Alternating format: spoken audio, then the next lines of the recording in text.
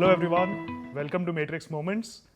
Today I'm delighted to announce a start of a new series of founder moments which is focused on D2C brands, where we look to uncover the nitty-gritties and inside goings of how to build in brands that can scale and endure.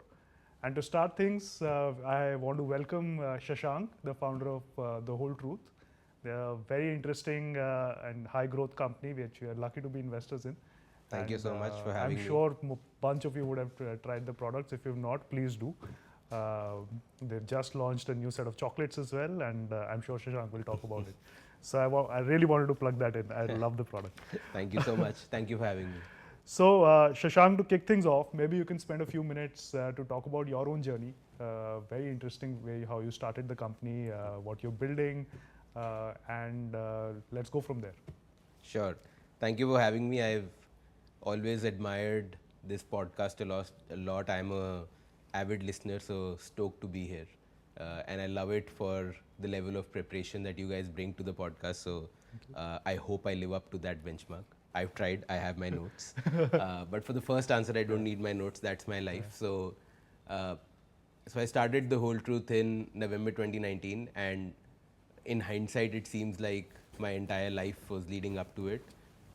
So let me talk about both the professional and personal journeys that led to this, because it truly does seem like the culmination of both these journeys. So professionally, I have a very staid old Indian middle class, engineering करके चमका कि ये तो नहीं हो पाएगा, तो MBA directly, and then MBA में चमका कि finance is not my thing, marketing is. So what's the best marketing company? Unilever. Okay, so let's get into Unilever. So did that, joined Unilever from campus, did that for 3 years, so 2009 to 2012. The startup bug hit me at that time in 2012, and no one understood startups at that time.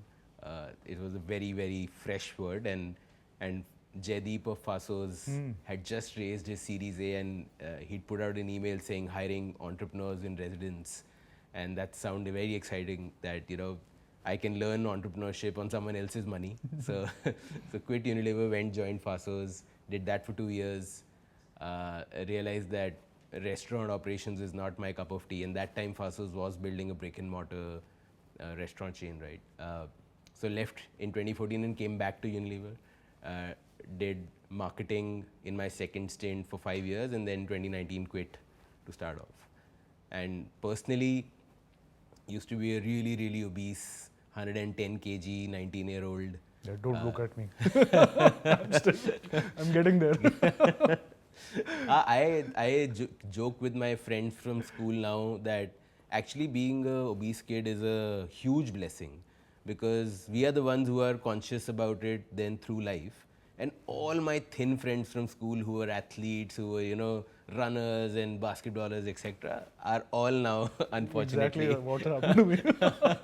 Because they never had to worry about themselves, right? Whatever they ate, whatever they did, nothing happened. And the joke used to be, "Tum saans lete ho, hum mote hote."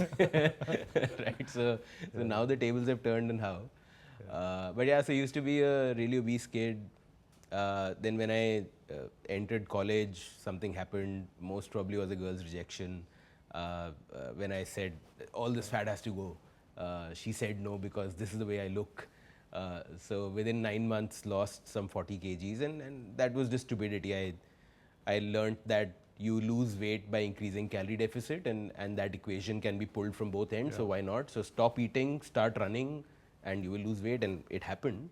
And then I thought, now I'm thin, which is equal to fit, and hence I can eat the way my thin friends do. And lo and behold, 3 years, all of it came back. Did your love life change? Not at all. In fact, then there would be, girls who would be like, who'd see the old photographs and be like, "Oh, you were so cute back then." I was like, don't get me started. You know what I've gone through. So yeah, 3 years, all of it came back. Then I lost it again. Then again, 3 years, all of it came back. Then I lost it again.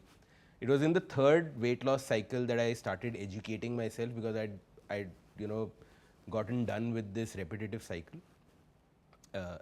So I started studying about food and fitness, went deep into research papers, started writing a blog called Fit Shit, which is the genesis of this company. The company, for viewers, is called Fit Shit Health Solutions, as an ode to that blog. And that's when, and Fit Shit really took off. And I was writing these long 1500 word articles on Fit Shit when people were saying that folks don't even stop on an Instagram image. There were so many people reading long, technical, deep articles. That gave me the two fundamental insights that consumers in India also care about their food and they do not trust what they are getting. There is huge distrust with food brands. Yeah. I'm not alone in this distrust. Everyone has it. And the second that, what was happening to personal care, and I was a marketer, I was selling creams. What I was doing in personal care is what food marketers were doing to food. Putting star marks on front of packs saying lose weight in 3 weeks and stuff like that, which comes from personal care, right? Shinier skin in 2 weeks and pimples go away in 3 weeks, with a star mark saying Lab as tested. per a study done on 12 Indonesian women in 2001 under standard temperature and pressure. So that was happening to my food. And I was like, why isn't there a food brand that just says that, hey, the food you're about to eat has A, B, C, D, E and nothing else. Food should be about ingredients, not about good-looking models and drippy chocolate on the front of pack. And it was that thought that led to the brand, which we started in 2019, and it's been 2.5 years of being proven right by the consumer. So that's been the journey. Yeah, no, super. So coming to, in your mind, how do you think about what are the key ingredients of building a brand that can scale and endure? So, two parts to that question, right? Brands that scale and brands that endure. I think at the atomic level, there is one single, if you put a gun to my head, there is one single thing that's the biggest determinant of both, which is brands are built on fundamental human insights. What do I mean by that?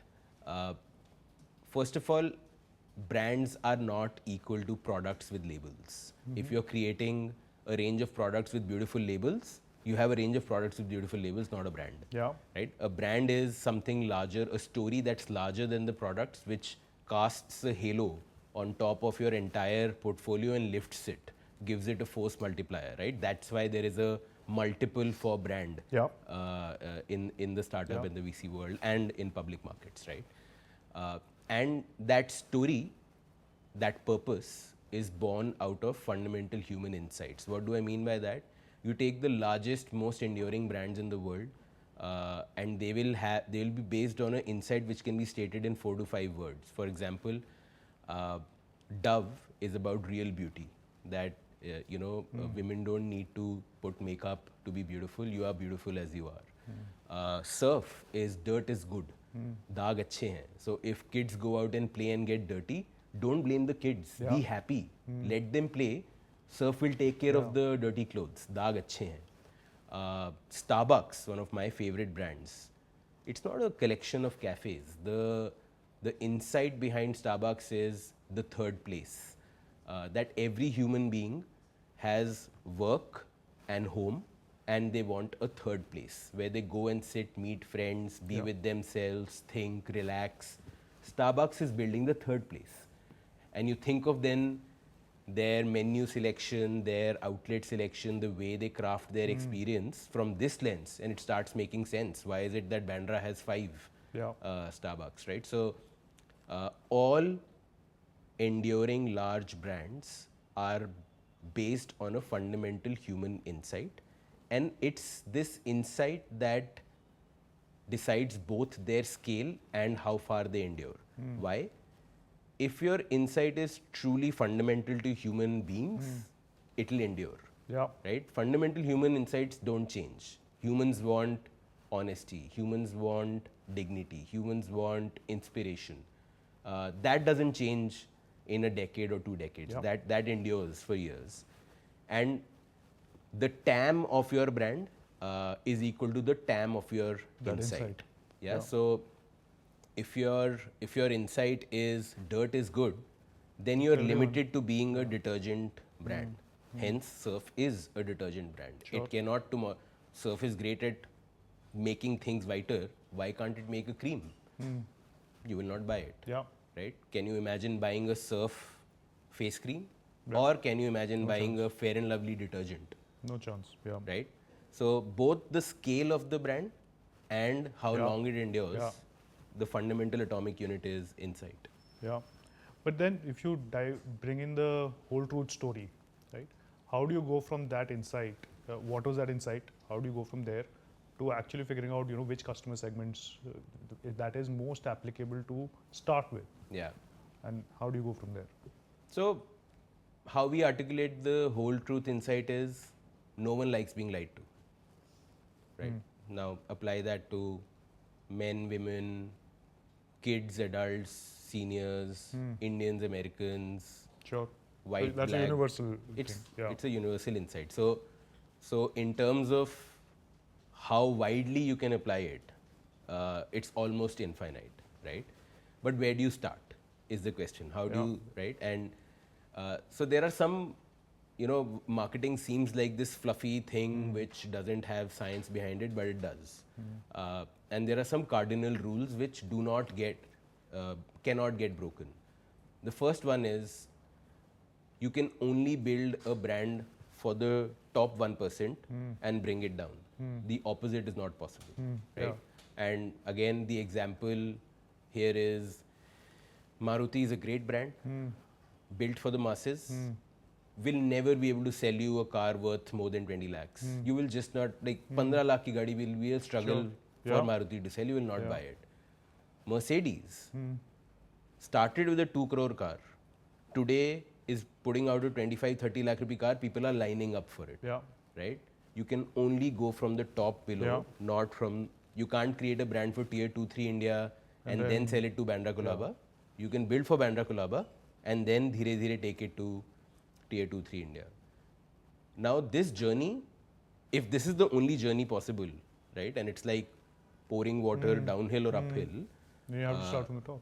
Yeah. So if this is the only journey possible, then it poses a set of questions to organizational capabilities, because when you go from the top 1% to the top 10% to the top 20%, tastes, ability to pay value, channel of sales, all of these start changing, right? Expectations, because the top 1% has very different, exposures in life. They have a very different expectation set compared to the others. And hence, the way I think about it is that brands which will scale in this new era, from a org capability point of view, will almost need to build two separate capabilities in-house. One which speaks to this top 1%, which the way a marketer should think about it is the fountainhead of your brand's, the expertise of your brand. It's the core. And this core group, this group of influencers, this group of people in your circles, the marathoner in your circle, the triathlete in your circle, when those guys start eating a brand or trying a brand, you aankh band karke you go after them, right? And all of us use these heuristics in life. I have a friend who's a financial genius. वो जहाँ बोलता है मैं वहाँ पैसा डालता हूँ, right? I have a fitness guru friend. वो जो बोलता है मैं वो कपड़ा खरीदता हूँ, जिम के लिए मैं वो वाला equipment खरीदता हूँ, right? So because we are not experts at everything, we have these heuristics. इससे ये बात सुनिए, right? So to sell and maintain a brand with these experts, you need a different org capability, and then इनके चलते जो word of mouth generate हो रहा है, and hence your brand can go down. To sell and cater to that mass audience, you need a different capability, and orgs which are able to house both these capabilities in the same place and nurture both of them are the ones who I think will be able to traverse this journey. Yeah, makes sense. We'll come back to that in a bit, but let's go to products first, right? So conventional wisdom used to be that, you have one or two hero products, build the brand around them, and scale from there on. But it seems like the new unicorns, at least Mama Earth or Boat or others that are emerging, have a lots of different products, almost an SKU a week or SKU a month that's coming out. So how does that, how do we reconcile that versus what we just talked about? So, And I'm how going- would you do it? Yeah. I'm going to give a slightly long answer to this Yeah. because I think I need to introduce some more concepts to answer it. But the short answer, for those who don't have the patience to sit through the long one, is I stand somewhere in the middle. I think modern day brands will neither be one single hero SKU pe built brands, nor will / should they be an SKU a week. I think the answer is somewhere in the middle. Now for the long answer. So if you go back into the history of brands of yore, brands from 50 years ago, the Parachutes and the Batas and the Tata Namaks of the world, were basically branded commodities, right? That was the era when शुरू में माल खुले में बिकता था, Correct. and these Quality बेकार है, हाँ कुछ, क्वालिटी yeah. बेकार थी, स्टैंडर्डाइजेशन नहीं थी, रेगुलेशन सही नहीं थी. These brands came in, put a stamp on it and said, you know what, I'm going to charge 2 rupees more than the other guy, but you can Yeah. then trust कि ये इससे कुछ होगा नहीं तुम्हारे को, you'll be okay, right? That game is now done. Yeah. Right? Regulations are in place, the floor has risen, standardization has happened. Consumers expect a certain level of quality check and standard across products. Yeah. Hence, the reason to exist for brands has moved from this basic quality mar nahi jana chahiye kha ke situation to being a decision on I will buy brands that reflect who I am. Right? I expect all brands to do decently good a job. There might be difference in expertise of products, but table stakes already set ho chuka hai. And I will hence now base my purchase decision on brands which are a representation of who I am, right? Which is decided by brands ka purpose, right? And like we discussed, purpose is born out of the insight. fundamental insight on which your brand is based, right? So this is the concept of Sure. how people now. So that answers first part of the question. I think the एक core Doesn't SKU. that mean that, sorry to interrupt, Yeah. but doesn't that mean that, if you take it to the logical conclusion, it's like hyper personalization, and hence an SKU a week makes more sense? Actually, I absolutely think it's not hyper personalization. No matter how much, I don't know if there are sci-fi fans here, if there are Asimov readers in the audience, but all science fiction books also talk about how predicting individual behavior is impossible, but predicting group behavior is very, very possible because, as I said, Sure. there are certain fundamental things that all human beings do, Yeah. right? And hence, no hyper personalization will actually always fail. You know, this story that the Facebook, Googles of the world keep trying to sell us कि रजत को वो ad दिखेगी जो रजत को दिखनी चाहिए is a sham, and we're seeing it over and over again, right? Sure. So coming back to saying that one part of the answer is brand is equal to one hero product, that era is gone. Yeah. Question is how far on the other side can we pull it? Yeah. And that question speaks to brand elasticity, right? Now, elasticity in the physics sense of the term has two vectors along which the limitation happens. One is how far can you stretch the elastic, and the other is how fast, right? So let's talk about both. How far can you stretch the elastic, which is can a mother brand, how far can a mother brand go before saying I can't house Yeah. anything more than this in this brand, goes back to insight, right? That Correct. how large is your insight? That Yeah. defines the boundary condition Yeah. of how far you can go. Second is how fast then, Yeah. right?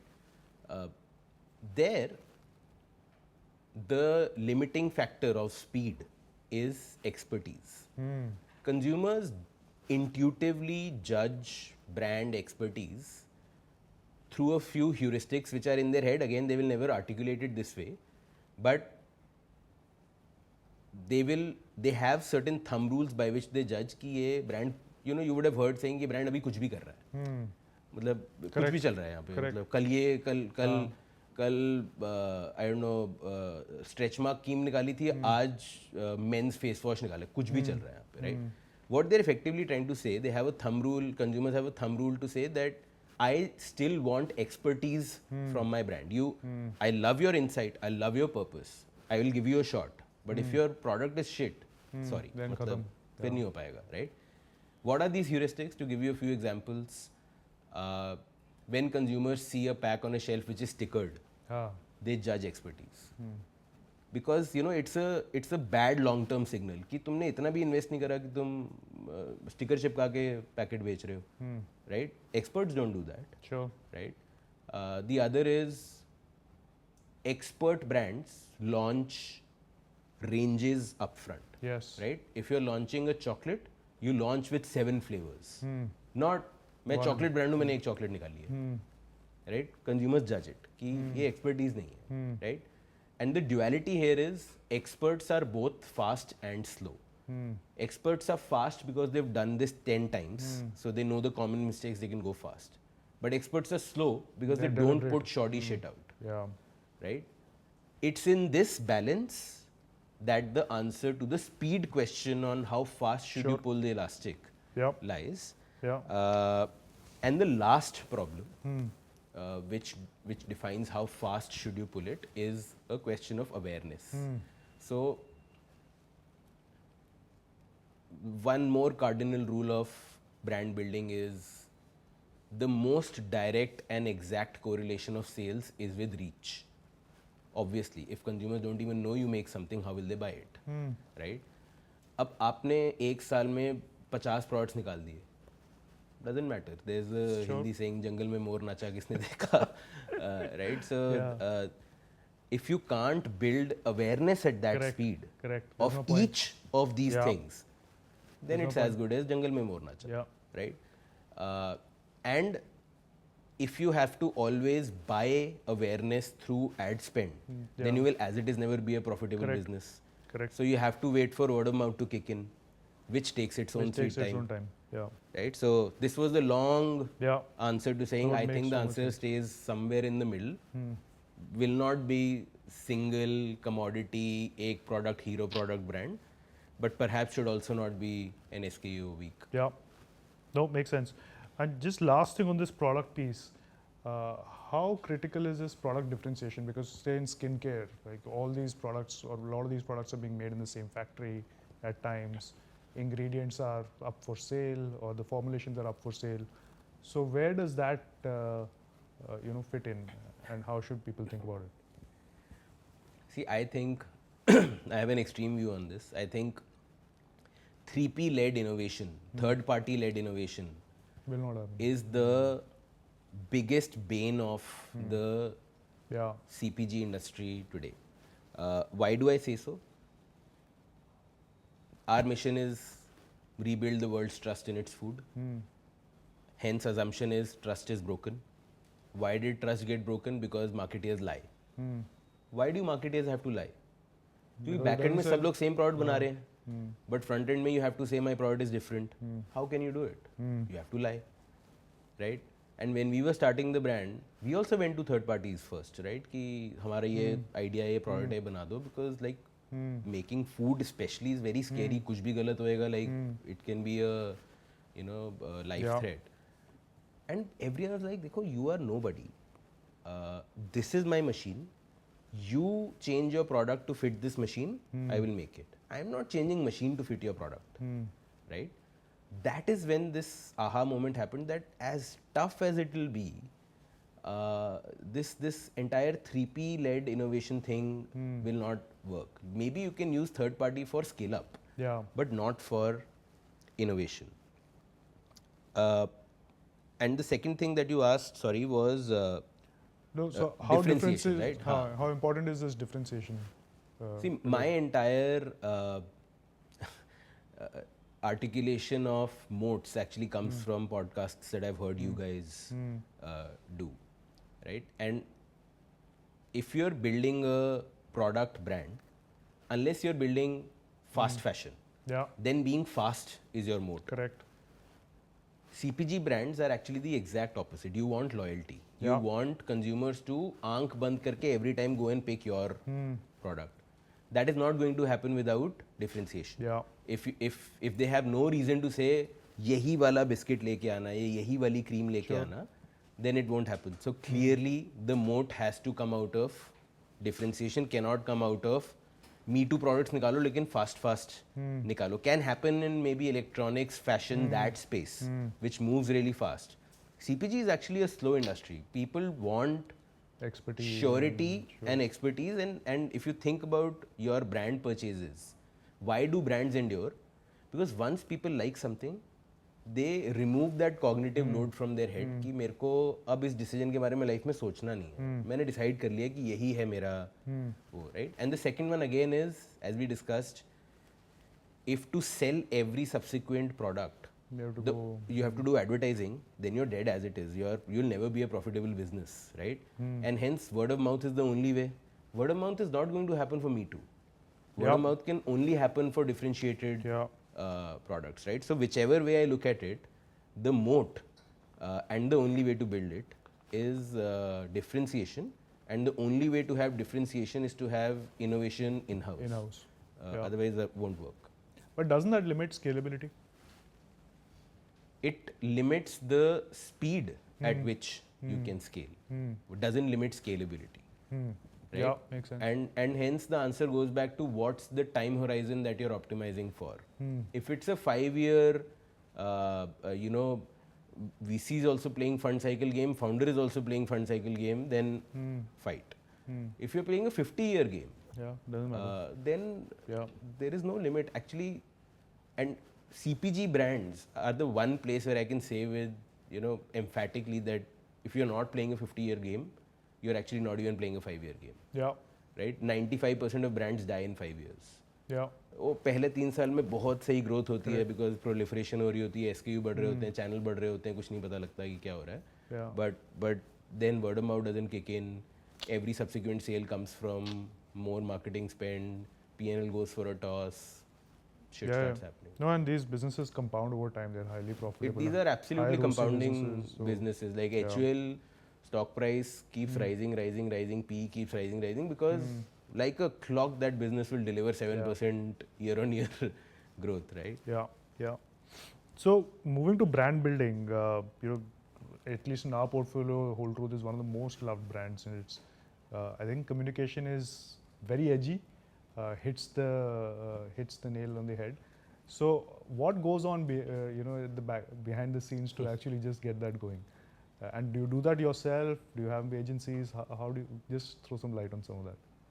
So when it comes to comms, I think the framework is to think of first what do you want to say, and then how you will say it. The edginess, creativity is all the how. I think the real meat is in the what. Right? And again, I'll keep sounding like a broken record, but the what comes out of purpose. If you are built on an insight which consumers really resonate with, if I today stand on a rooftop and say, food brands are lying to you, 10 people out of 10 will raise their hands and say, I agree with what you're saying, right? Hence, I have their attention. And the second fundamental that we think of is, I actually hate selling. I hate, and I'm sure again a lot of people do, hate salespeople. किसी वो electronics दुकान में घुसते हो, people are in your face, ये वाला ले लो, I hate it. Like मैं मुंह छुपा के निकल जाता हूँ कि मेरे को आंखों में, like एयरपोर्ट पे जा रहे होते हो, you have those card salesmen. I'm sure most of us like just look the other way and go away, right? We hate being sold. And brands should be bought, not sold. Exactly. And for us specifically, we are very clear. See, if I can educate you on how to think about food, how to judge good food versus bad food, what are the frameworks, how to read an ingredient list, how to read a nutrition table, then if you go and apply that framework to the market, my brand should win. Right? So why should I spend time saying whole truth khareed lo and turn you off? So I spend all my time thinking about what are the most entertaining ways to educate you about how you should think about food. If I'm able to change your framework, my brand will sell. I don't have that problem. And then the second part is just, as I said, consumers consume content for only two reasons, education or entertainment. If you can do both, you have a sixer on your hands, right? So once the education lens is sorted, it's about making it entertaining. And we do all of it in-house. The writing of our brand scripts of our content is all in-house, largely still led by me. Yeah. And you know, I used to think of that as a problem, कि ये कैसे scale होगा, ये कैसे scale होगा. I am the bottleneck. But then I studied founder-led brands, and you see the US, there are a lot of founder-led brands where actually the founder leans into the brand and puts his personality fully into the brand, and that's a huge strength. Yeah. Because brand comms are the endurance of good brand comms is built on consistency. Yeah. Right? Because brands are characters. If characters start acting out of character, you have a problem. The only way character stays in character if there is one character behind it. Matlab, when I write, I can't help but be myself. Yeah. Right? So so that's what we now optimize for. We don't even think about, oh, ye koi aur kaise karega. Yeah. We think about how can the rest of the company be set up with such great people and great processes that Shashank gets time to do Sure. this. Makes sense. And then in the initial days or, early journey of brand building, how would you, devote your time and capital towards brand building efforts versus say performance and This is a classic question where our logical minds want a clear demarcation कि कोई तो बोल दे 80-20 होता है या 90-10 होता है, कोई एक exact answer they they. There is no exact answer. My answer is A. So I had two rules. One, there will be no time when zero money is being spent on brand building. even when you were just starting. Just starting. That's awesome. Right? चाहे 10 रुपए खर्च हो, there will be some money, time, effort that will be spent on brand building. And the second rule was, I will spend as much money that I don't need to ask a sales question out of. Right? So if I can afford 5% of my marketing spend, and I'm sure the last 10% of every company's performance marketing spends are inefficient. Sure. I can guarantee that. Take that 10%. Yeah. Start with that. And the secret sauce, which I am happy to shout from rooftops, but unfortunately no one is willing to listen, is keep that 10% aside and don't ask a sales question from it. Yeah. Don't ask, ये हमने इसका content हो गया, बनाया, educate करा, फिर cell हुई क्या, हाँ. कितने क्लिक हुए, फिर वो कितने कन्वर्ट हुए जाके. Ask, we hold ourselves to a journalistic standard. We ask ourselves a question as a content creator would ask, ki, how many people viewed it, what was the average view duration, when did people drop off, what are the comments looking like, optimize the content. Yeah. Yeah, so That's that's an my interesting way to think about it. Yeah. rule set. Yeah. Awesome.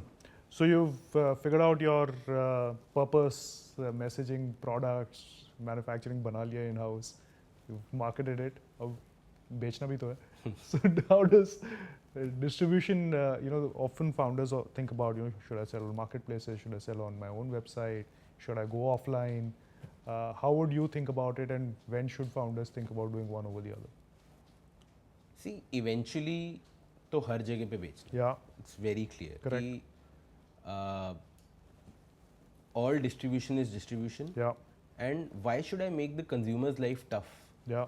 मतलब अगर उसको तो दुकान हर जाके जगह खरीदने गया है तो Yeah. दुकान में मिलना चाहिए, अमेजोन पे खरीदने गया है तो अमेजोन पे मिलना चाहिए. In fact, my job, if my mission is to give you 100% clean label options for every kind of food Yeah. that you eat, my job is as easy as it is for you to reach out and pull up a packet of junk. It should be that easy to reach out and pull out a packet of 100% clean label Yeah. food also, right? So eventually, be Eventually everywhere, right? sure. Don't judge distribution, because then you're judging consumer, Yeah. and then the joke is on you. Yeah. Right. Yeah, you're limiting your own market. Huh. Yeah. There is, having said that, a sequencing which I believe is optimal, because the difference between website, marketplaces and retail is the level of storytelling that you're allowed across each, and it's a diminishing level, right? Max on website, Yeah. medium on marketplaces, least on Least on offline. offline. Mein you're just discovered as a packet on a shelf, Yeah. right? Again, first principle: if brands are built top 1% influencers ke saath, and then you go down, then you want to build the brand with them and tell them the story and sell them on the story before they buy your product. Hence, the most relevant channel is D2C. Yeah. Upfront. Then you go to the next lesser level of storytelling. Then you go to the next level of storytelling. Is the sequencing in my head? Eventually, be everywhere. Makes sense. But founders often also say, once they start the Amazon business, there will be, my same customer which was coming on my website, giving me the full margin.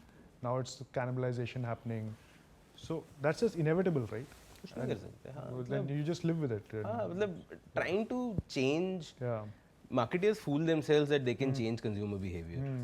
Consumer behavior, especially shopping behavior change, takes years and years.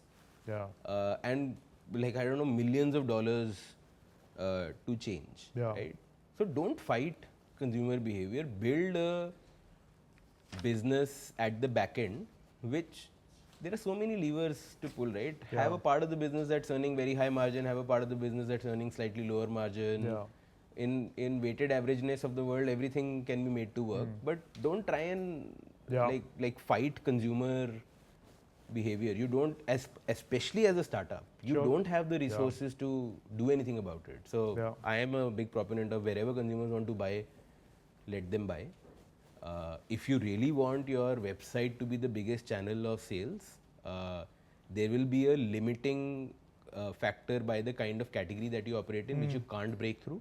But even to get to that ceiling, you will have to do a lot of stuff and give people a reason to let go of the extra 10% discount that they're getting elsewhere to buy from you, and live with the fact that there are few consumers who might say 10% महंगा लूँगा लेकिन मेरे को experience चाहिए, but not more than that. Sure.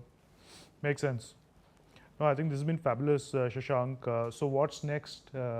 What's coming at TWT? What can we expect? New stuff coming from your side?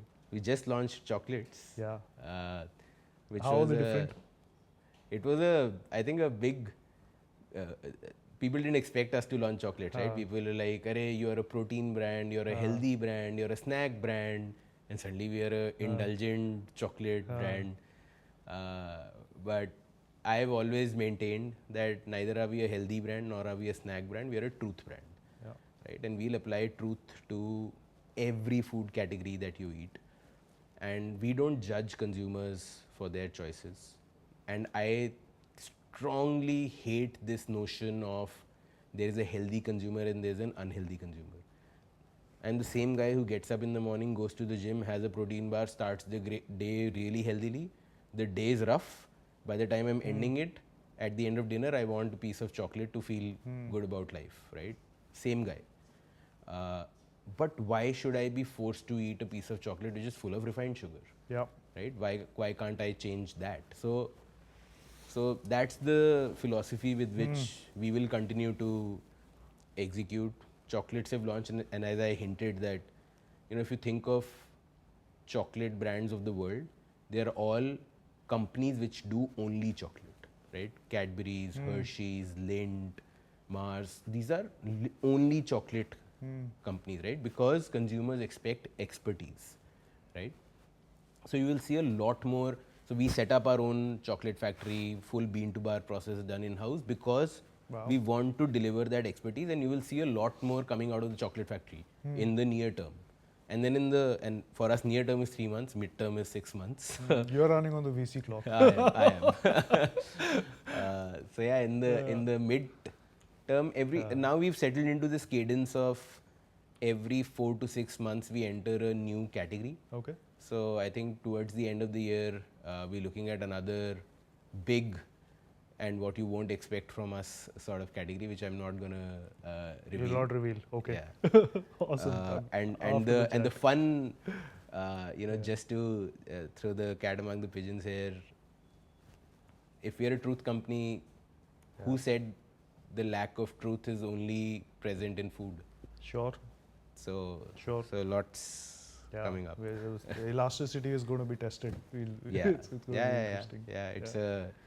It's trial and error with Yeah. intelligent guesstimates. Yeah. But just on that, and maybe that's the last thing we cover, this house of brands, right? That's become the buzzword today. So would some of these new things that you launch go in separate brands? How do you think about that? So again, I'm glad that this is the question we're ending with, because it takes me to what I started Yeah. the session with, which is brands are built on insights, Yeah. and scale and width of brand is decided by scale and width of insight. So the original house of brands are the HULs and PNGs of the world, right? Why did they have to move from one brand to the other? Because the insight was limited. Dove का आप detergent नहीं खरीदोगे, Fair and Lovely वो Surf की आप cream नहीं खरीदोगे. Sure. So they housed different brands, right? And hence the logic of house of brands is not a consumer facing. There is no leverage on the consumer end. Each brand needs to live its own life for the consumer. The leverage is at the back end. Yeah. You have a common supply chain, common finance, common legal, etc., which you can leverage across brands. So that's the business logic. If you go a level deeper, actually all these house of brand guys built multiple brands in one category at different price tiers. That's where the real back end leverage also comes. Correct. कि मेरा एक रिन भी है और मेरा Surf भी है और मेरा कंफर्ट भी है, तो मैं पूरा प्राइस लैडर मैं ओन करूंगा. Back and is 80-90% similar. Yeah. Right? That's where the real back end leverage also comes, which is the problem that I see with today's concept of house of brands. Completely disparate. Yeah. एक moms brand भी बन रहा है, एक mains brand भी बन रहा है, एक किड्स ब्रांड भी बन रहा है. तो completely different. Back ends are different, front ends are, consumer तो बिल्कुल ही डिफरेंट है. एक में आप ट्यूब्स प्रोक्योर कर रहे हो, एक में आप टब्स प्रोक्योर कर रहे हो, एक में आप पाउचेस प्रोक्योर कर रहे हो. कोई लेना देना नहीं, right? So I struggle with this definition of house of brands. It's almost like being built on distribution. Like I've cracked Amazon, मुझे बेचना आता है तो I'll just go on that. It Correct. seems So like that. you see, it's the logic of house of brands is capability leverage. Yeah. And it's a thinning curve. Yeah. The more disparate your brands in your house are, the lesser the capability leverage. Yeah. Because sourcing leverage has gone away if your brands are so different. कोई diaper बना रहा है और कोई cream बना रहा है, कोई sourcing leverage नहीं है. But हाँ, maybe front end selling capability leverage है. Yeah. I might argue that outlets are also very different. Sure. Right? कोई chips बना रहा है और कोई chocolate बना रहा है, outlets might be very different. So that's theoretically how I think about it. Personally, for us, I don't think we need to go there. Our insight is so large. Yeah. My problem currently is not, oh हम अगला क्या launch करेंगे. My problem currently is ये 15 चीज़ों में से किस पे पहले काम करें, right? So I literally can see 5-7 years into the future and still not run out of things to do which can be housed within the whole truth. So we don't think about it, but fundamentally, if I were to, this is how I would think about it. Super. Listen, Shashank, this has been awesome. I think I've really enjoyed the conversation. I hope our listeners have done that too. Thank you so much. Thank you for doing this, and looking forward to more from you. Pleasure. I hope the prep came in handy. You asked me the full. It was like, HL में क्या क्या सीखा है सब बता. But yeah, it's been super fun. I think this is a very complete conversation around marketing and made me also put down all of my thoughts in one place. So thank you for that. Super. Thank you. Thanks for tuning in. For more Matrix Moments episodes, you can head to www.matrixpartners.in/matrixmoments. You can also follow us on Twitter, LinkedIn, and YouTube for more updates.